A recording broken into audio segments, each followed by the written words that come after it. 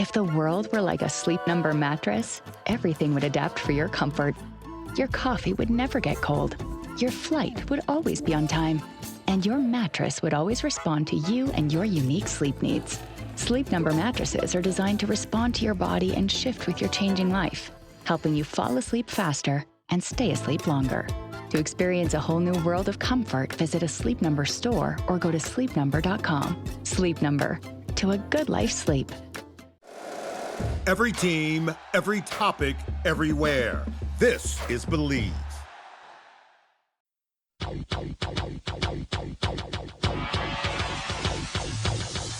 Welcome to the Odds Breakers, number one place for shared, sharp betting information.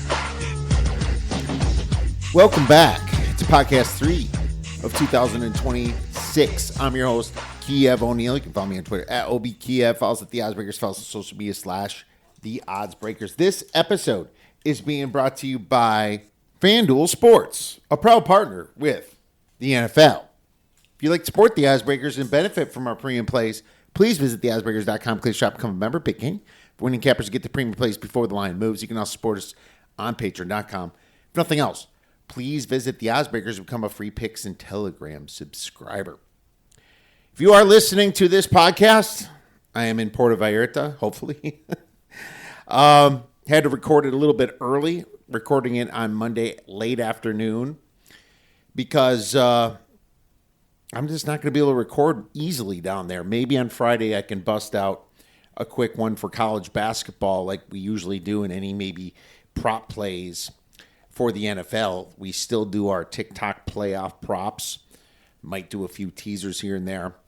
But more importantly, wanted to get this info out to you because I have some thoughts on these playoff games, and some of these lines really say off to me.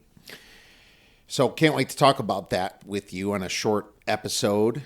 But I do want to bring up the coach firings. Black Monday has happened, and there was 3 additional coach firings, as in Pete Carroll, which we all expected. Man's over his skis. He's over 70 years old. He's had a great career.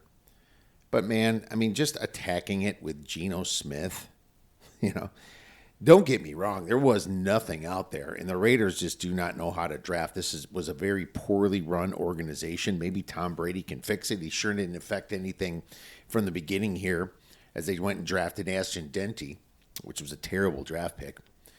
But, I would have came with the understanding and been a little bit more honest with them. I would say, hey, you guys, it's not going to take 1 year to fix this. What they think they're going to get out of Pete Carroll here with such a terrible franchise, with a terrible offensive line, worst offensive line in football, no quarterback. Defense ended up being way worse than they even expected. What did they expect here? I would have came in and be like, I'm 70-some years old.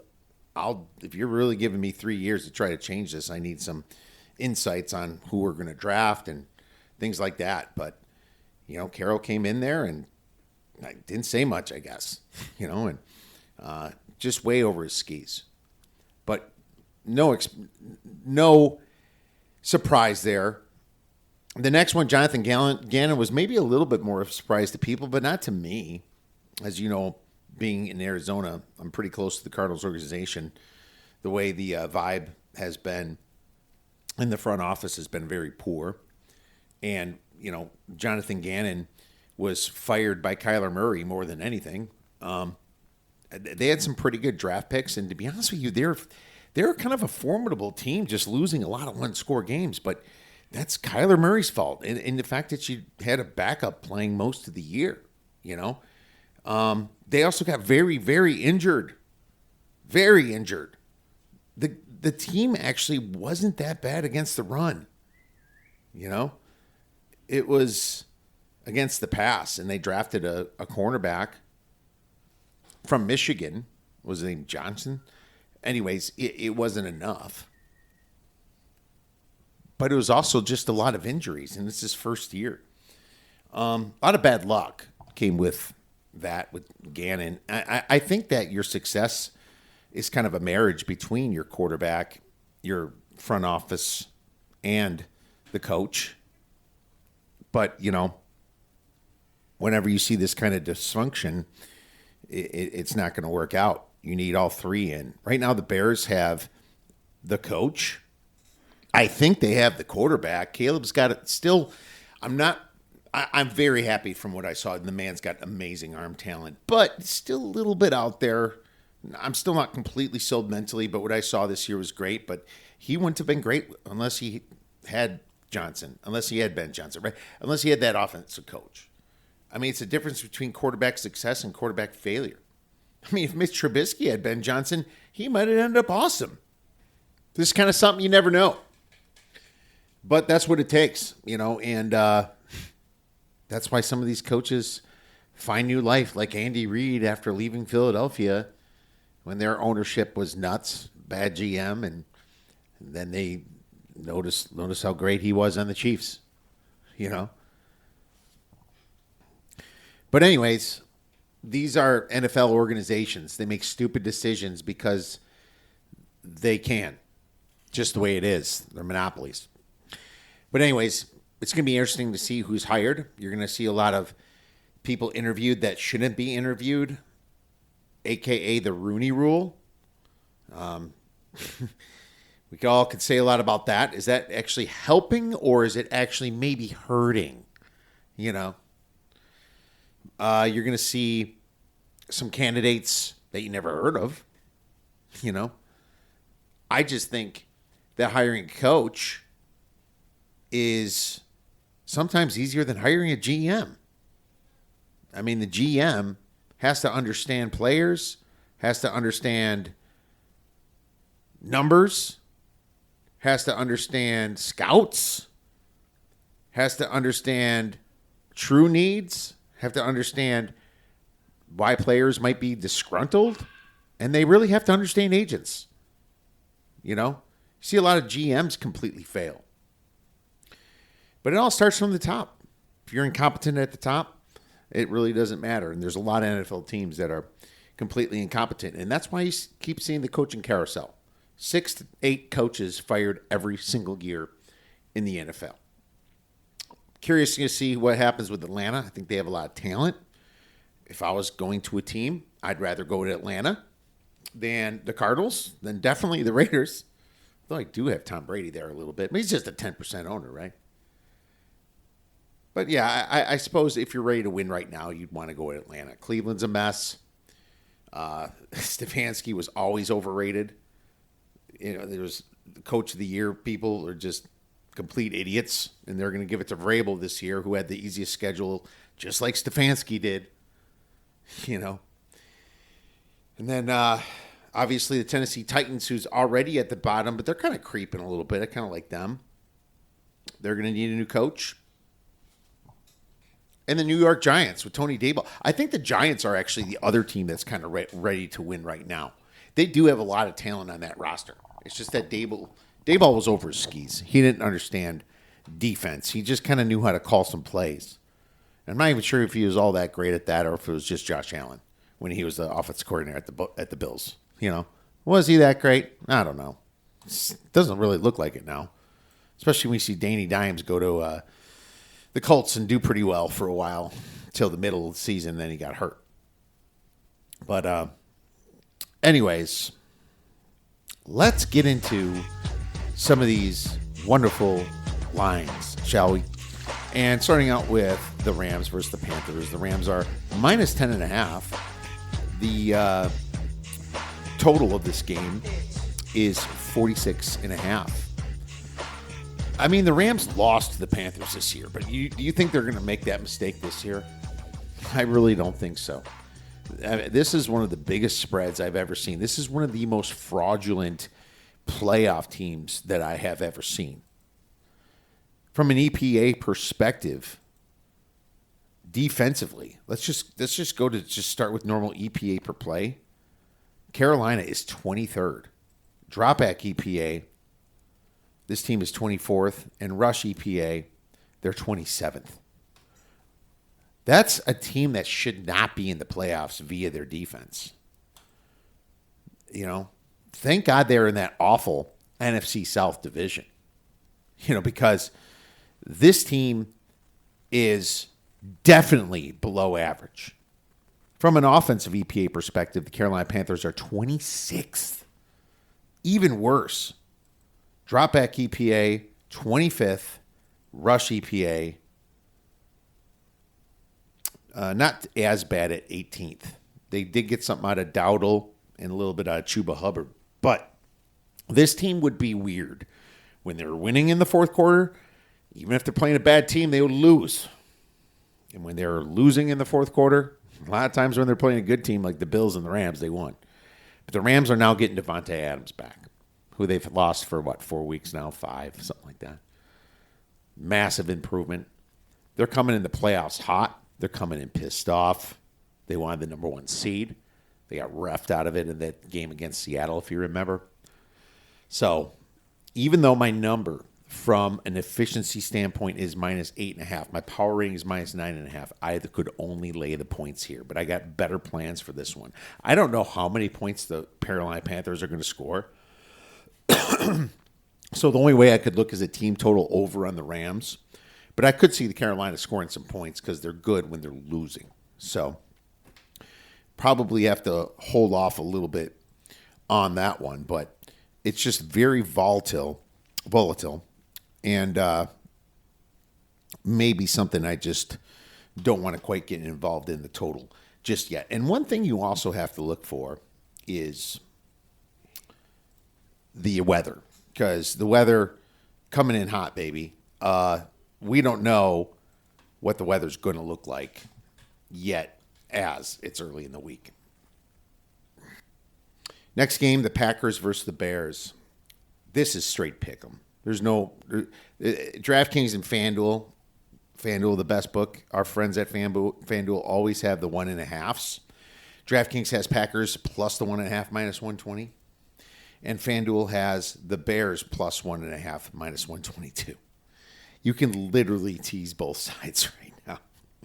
We're going to use this as a teaser. Look, I don't know what to expect out of the Bears or the Packers. The Packers haven't won in over a month. They've been injured. They're probably seriously pissed off. The Bears' kryptonite have always been the Packers. Packers ran all over the Bears. If it wasn't for the onside kick, blah, blah, blah. Bears have been playing like shit the first 3 quarters in almost every single game they have, and have the best fourth quarter EPA out of any freaking team. They're very annoying. Dennis Allen is a terrible defensive coordinator on the Bears. Ben Johnson is an amazing offensive coach. If Caleb's just got the brain and the mind to get through this, he can. The Bears are probably getting Rome Odunze back. Maybe a few other guys. Kyler Gordon can come back. Not that he played that much this year, so don't know a hell of a lot about what's going on with him. A running back, Roshan Johnson, will take a back seat because Monaguy's been awesome. No, it's a situation where I could see the Packers just taking control and Caleb shriveling because he's just too big of a stage for him. And I can see Caleb and Ben Johnson lighting a fire under their asses from that loss to Detroit. That loss to Detroit should not have happened. That was that was just them kind of being lazy, I think, a little bit. But it was also being a little off. That was kind of a let-downy situation, I guess, for the Bears coming off a big Packer victory right there. And they lost to the Niners, and that was a hell of an effort they put up on the Niners. But that Niners defense is pretty bad right now. The offense is good. The defense is bad, but we'll get to that game. But I have this game at pick'em. I mean, to be honest with you, numbers-wise, God, this keeps switching from my algorithm. It was Packers -1. Now it's showing Bears -1. It's just too close to pick them with it. Should it go over the total? Probably, but this is a playoff game. Jitters happen. My number on the total is 50. What kind of weather are you going to get in Chicago? This is 45.5. Only could lean to the over right now until I see a really decent weather report, but I don't know. The defenses, especially on the Bears side, is bad. But this Packers defense is extremely banged up at themselves. A lot of questionable guys. Javon Bullard He's questionable. Bo Melton, their cornerback, safety and corner, kind of questionable over there. They lost some other guys in December, like Nate Hobbs, a cornerback. If the world were like a Sleep Number mattress, everything would adapt for your comfort. Your coffee would never get cold. Your flight would always be on time. And your mattress would always respond to you and your unique sleep needs. Sleep Number mattresses are designed to respond to your body and shift with your changing life, helping you fall asleep faster and stay asleep longer. To experience a whole new world of comfort, visit a Sleep Number store or go to sleepnumber.com. Sleep Number, to a good life sleep. Done for the year. You know, you remember that they lost Micah Parsons and Devontae Wyatt. This is a really banged up Packers defense themselves. You know, we'll see if they can get some offensive linemen back. But, I mean, the truth is that this probably should go over. You know, this probably should go over. Could be freezing rain in Chicago from the weather, so don't want to mess with the total just yet, but super lean to the over. Next game, you got the Buffalo Bills. And Bills are minus 1.5, total 51.5. I have a play on this one. If you switch the jerseys on these guys and put the players in all the Bills uniforms and put the Bills in the Jaguars uniforms, then this line would make a little bit more sense, being the Bills are on the road. But this is absolutely ridiculous because the Jaguars are a better team than the Bills. They are this year.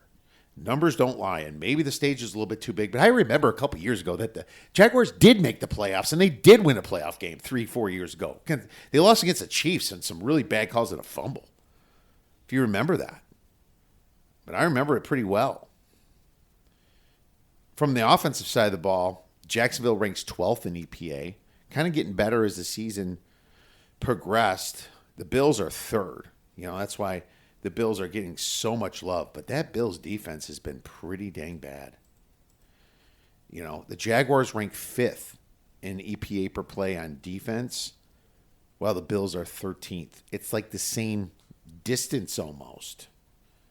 Now let's fast forward this up to since week 11. Okay. Since week 11, it's easy to check the EPA numbers if you adjust the weeks, which I like to do. Because that way, you know, you get more of a recency. Since week 11, the Jaguars are number 1 in defensive EPA. The Bills are 11th.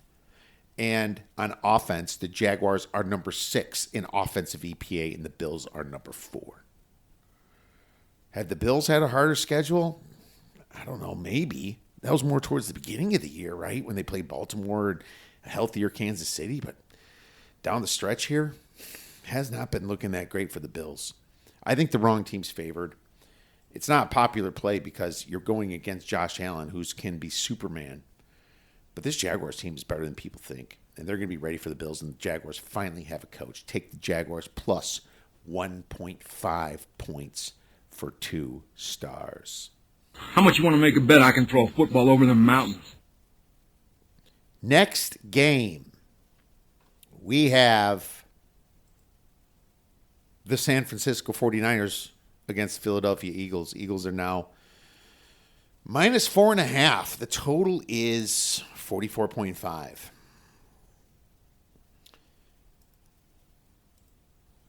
I'm in the penalty box on this one. I gave out a bad number again. I've been on the right side of line moves so much this month, but I am just, this week, it's not been my week for line moves. I cannot believe the freaking Eagles are minus 4.5 here. What is going on? I mean, the Eagles are getting healthy. I get it. They're Super Bowl champs. I get it. But this is a Niners team who won 12 games themselves, more than Philly, in that hard-ass division. Right? This is a Eagles team that doesn't have their center. Right?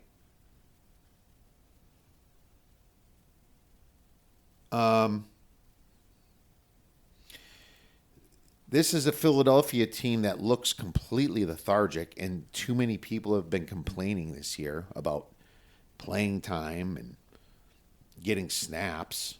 Lane Johnson's been banged up. You know, their right tackle. I guess he's probably going to play, of course, but, you know, Jalen Phillips has been banged up. Their linebacker, I expect him to play. Dallas Goedert's playing well. He'll play. So just a lot of people on the questionable, and they rested everybody for good reason. But what did they rest from? Did you see the Bears go and kick their ass? I certainly did. Who have the Eagles beat that was healthy recently? You know, I think that's the question you got to ask yourself here. Because let's go back to the big win against Green Bay at Green Bay. Their defense did show up. I give them credit on November 10th. They beat Green Bay 10-7. I think they should be playing Green Bay personally. They're stupid bench everybody. Then they beat Detroit. It's kind of looking good. But Detroit came kind of fugazi. One more quarter, they lose to the Bears last week. They lose to Dallas 24-21. They lose to the Bears 24-15. They lose to the Chargers 22-19. Just get their ass kicked. Then they play the Raiders, the freaking Redskins, Commanders with nobody. They play at Buffalo in a rainy, sloppy game that the Bills choked all over themselves. Bills should have won that game. And then they had their second string against the Washington Commanders. Their first string hasn't scored since that Bills game. I don't know how you're laying 4.5 points to this Niners team who is embarrassed. You know, embarrassed. You know, if you want to go since week 11, Niners number 1 in offensive EPA. Eagles, geez, are they even on charts here? They're pretty low. Philadelphia has not done anything on offense recently. Number 17 in offensive EPA since week 11. Niners defense sucks. That's for dang sure. But they don't suck so bad. They're 19th since week 11 in EPA. Eagles are 5th. So you give the credit to the Eagles defense here. But what do you do in the NFL? You bet on coaches. You bet on coaches in the NFL. I'm not betting on the Niners because their linebackers are all banged up, which they are. Their linebackers are banged up. They lost some more. They will not get Warren back yet. That could be next week. You know, it could be the week after. D. Winters is questionable. Tatum Bethune is questionable. They're probably going to have to go off the scrap heap a little bit in the practice squad. But this is also Shanahan, and he gets guys to play for him. And to be honest with you, it just could take a couple mistakes from Jalen Hurts, which we've seen. And it's a more motivated San Fran team, and it's their offense that can backdoor this spread. It's their offense that I'm betting on here. You don't need a defense if you never punt or turn over the ball. Not saying they're going to be that freaking good, but I'm taking the Niners to cover this spread at plus 4.5 points for 2 stars. You son of a bitch. All right, let's move on. Chargers versus New England Patriots. Patriots minus 3.5 total, 46.5. The books are begging you to take Jim Harbaugh at 3.5, and I get it. I like betting on coaches too. Harbaugh, much better coach. Well, definitely better coach. Vrabel's not a bad coach. He's just not a great coach in my mind. And this Patriots schedule was so easy that it bugs the hell out of me. This Chargers baits you into making bad mistakes, throwing the ball down the field. You know, they kind of play a bend, don't break defense, but they've been very stellar in the red zone. Chargers rank 4th in TD percentage in red zone defense, right ahead of the Rams, or right behind, I should say, the Denver Broncos, the Vikings, and the Rams. So New England's 30th, by the way. I don't know what to do with this game. You know, New England's a little weak against the run. They did get some guys back, though, like Will McDonald. Patriots are the better team. I have the Patriots at some crazy number, like -7, but I just don't trust it. because I do factor in strength of schedule, but I just feel like this is such an outlier this year that it kind of just blows me away. I have this as a 3-point spread via power rating. Okay. So, just going from a straight power rating, I feel like it's hard for me to quantify the difference between my algorithm and my power rating. Sorry, I was just reading something. This is a situation where I'm going to stay away. I was thinking over, but my numbers are kind of come out right to 47, where I got to take away 2 points because of its playoffs, jitters, being a little bit more careful, trying not to turn over the ball. My number's 45, and the total's like 45 and a half, 46. I'm right on the number. I expected it to be over, but that Charger defense is stingy, and this is a very big spot for Drake May coming in. Nothing would surprise me here, as the Patriots might be very overrated, but I just have to stay away from this game. If I were to tease this game, the only way you can do it is the Chargers up, but just completely staying away from it most likely, except I might look at a few props. The Chargers' offensive line is really bad, kind of in shambles. Yet the Patriots rank in the bottom in pressure rate. I guess that's makes you lean to the over right there a little bit. I don't know. We'll see where my numbers end up getting here, but probably going to have to stay away on this one, at least for now. Next game, the final game, the Steelers, after squeaking by Baltimore due to special teams, is facing the Texans. Nobody is hiding on this one. Everybody wants to fade the Steelers. The Texans are -3.5. It's kind of like a cheap 3.5. A hard 3.5 at -105. Right? I don't know. Look, the problem with the Steelers is that they do have the Aaron Rodgers. DK Metcalf is coming back. I don't know what to expect because this Steelers D has been really bad themselves, but this offense is one of the worst offenses, with apologies to Carolina, in the playoffs with Houston. Shit, you saw Houston, they started with some starters, then kind of peeled back right away against the Colts. It was kind of weird. They didn't care what seed they got, even though they landed on the 5 seed, which really benefits them. But also, defense wins championships, and Rodgers is going to be faced a ton of pressure. I also expect TJ Watt to get home a couple times here. My number definitely doesn't say the under, although this total tells me it's the under. It's a little too low at 39.5. It is. And there's more pressure going down. Weather dependent. We'll see what happens with the weather come next few days. But the only way I could go is taking the points with the Steelers, and I don't want to do that. I think the Steelers are a little bit overrated, and I think the Texans could be the most dangerous team that nobody's talking about because the Texans were in the playoffs last year. They tasted it already. As long as Nico Collins is healthy. Actually, this Texans team is, scarily a little bit got a lot healthier.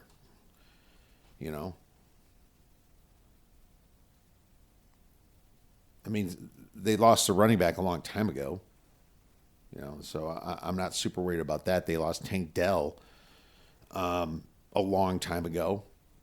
But there's some guys that maybe can come back. Could Jimmy Ward come back? ESPN says Jan 12th. Fatou Kasi says January 12th. I don't think that's right. There's some depth that could come back. This is just still the best defense really in the league. How is it not? They're number 2 in EPA since week 11. They're number 1 since the whole season. The very fierce defense here. Stingley's a beast. You know, the Texans are legit, although they got to play an easy schedule themselves. No, my numbers really have Houston more like -2.5, -3, kind of in that area. I don't know why it's at 3.5. I think it's a little too much. I'm going to ponder on this one a little bit more, but what I like more is taking the Steelers in a teaser. And that's what we're going to do to give you your final play. We're doing a 3-way 10-point teaser. Boy, have they been working out for us this year, by the way. We only lost one of those that we gave out on the podcast. When I refuse to lose teasers were those 3-legged 10-point ones. They're killing it. You just have to pick good teams. Solid teams. Pay Steelers at home +3.5 to +13.5. The Rams down to -0.5. And the Packers up to +11.5. I love this teaser here. And we're going to do this teaser for 3 stars here as the playoffs are commencing. To recap, my friends, 49ers +4.5, and obviously the Jaguars +2.5 are the other 2-star plays that we are doing. I will be in Puerto Vallerta, be tweeting a few times, maybe taking a few pictures. If you guys have any recommendations for me, please feel free to tell me. Otherwise, I really hope you enjoy all these games. College football playoffs coming up, the big Wildcard weekend. And go get some winners.